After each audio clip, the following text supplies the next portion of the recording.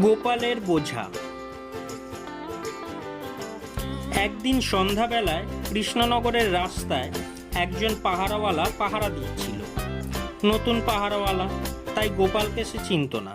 সেই সময় সেই পথ দিয়ে এক বিরাট বোঝা নিয়ে গোপাল আসছিল। পাহারাদার তাকে দাঁড় করিয়ে জিজ্ঞাসা করলে, তোমার মাথায় এত বড় বোঝায় কি আছে? গোপাল সঙ্গে সঙ্গে উত্তর দিল, এতে সুরা আছে। পাহারাদার এই কথা শুনে বলল, জানিস, রাজার হুকুম হয়েছে, কেউ সুরা পান করলে বা সুরা বিক্রি করলে তাকে কারাগারে বন্দি রাখা হবে। চল রাজার কাছে, সেখানে তোর বিচার হবে। গোপাল দেখল এই সুযোগ, কারণ এত বড় ভারী বোঝা নিয়ে রাজবাড়ি পর্যন্ত যাওয়া তার পক্ষে সম্ভব নয়। রাস্তায় কোনো লোকও নেই যে তাকে পয়সা কড়ি দিয়ে বোঝা বওয়ানো যাবে।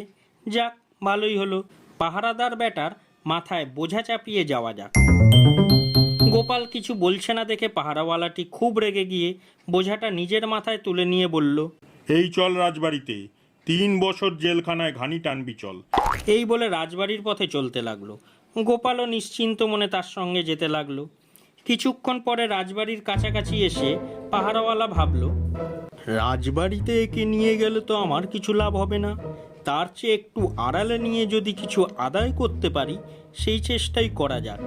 এই চিন্তা করে সে অন্য রাস্তায় যেতে লাগলো। তাই দেখে গোপাল আঁতকে উঠে বলল, এই চৌকিদার, ওদিকে কোথায় যাচ্ছ? রাজবাড়ি তো এই দিকে।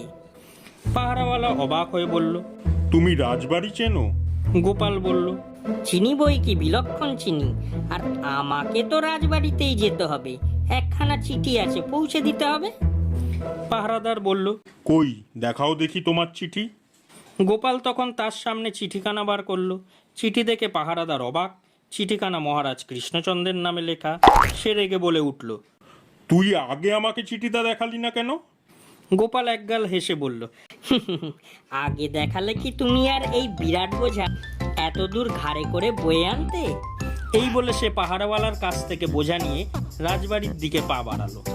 যাওয়ার সময় পাহারাদারকে উদ্দেশ্য করে গোপাল বলল, একেই বলে গোপাল, ভাগ্যবানের বোঝা পাহারাওয়ালা বয়।